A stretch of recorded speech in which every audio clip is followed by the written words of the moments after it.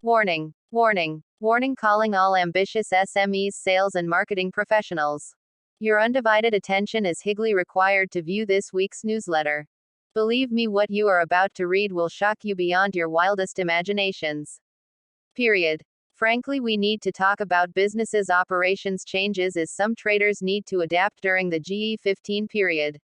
It's a necessary event for you and me, agree or not.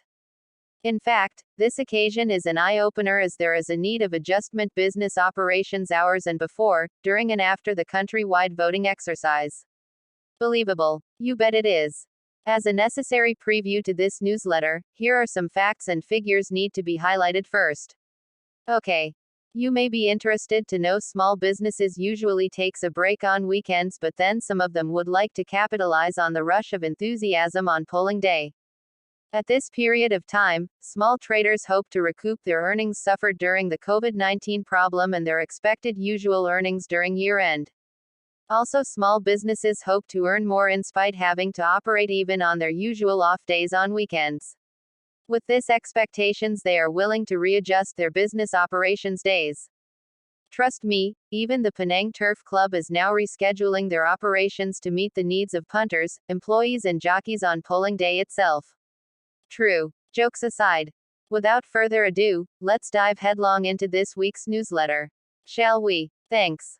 Here's goes. Flash news. It's business as usual for some retailers and small businesses. Georgetown. Although he usually takes a break on weekends, a stationery shop owner here will open for business today, hoping to cash in on the flurry of excitement on polling day. The 53-year-old, who wished to be known only as Lee, said with more people coming to vote, he hoped business would be better. My shop is usually closed on weekends, but I might open on polling day. I sell raincoats and umbrellas too, so I'm counting on voters coming to buy them if it rains. I am also considering selling bottled mineral water in case the weather gets too hot, he said, adding that business had been slow since the COVID-19 pandemic. Lee also said he would be casting his vote since his shop was near his voting center in Bayan Baru. SME Association of Seberang Pri President Francis Wong said business would be open as usual on the eve of polling day as well as on polling day. We can't just stop operations. We have plans to keep up with, and we are nearing the end of the year, which is usually our busiest time. We will have to replan our working schedule if we stop operating for 2 days for GE15, he said. Wong, however, said he had granted leave to his staff voting in other states.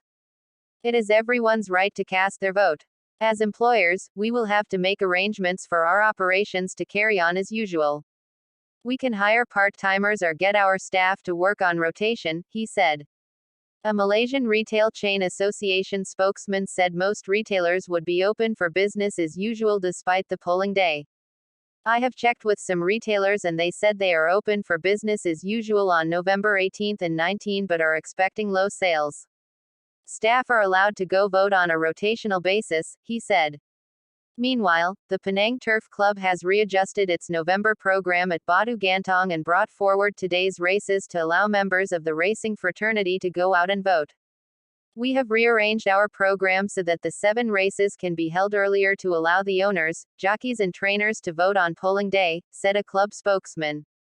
The federal government has declared November 18 and 19 as public holidays for GE15. All in all, isn't that wonderful news for you and me? Having read this bulletin to the end, we shall now conclude by re-examining some critical points. Alright. To sum up on the issue of SMEs, businesses operating as normal for some trader and small-time entrepreneurs during the GE15, here are the essentials points need to repeat, agree or not. In a nutshell, you would remember that small businesses normally takes a break on weekends, but then some of them would like to profit from on the excitements on polling day.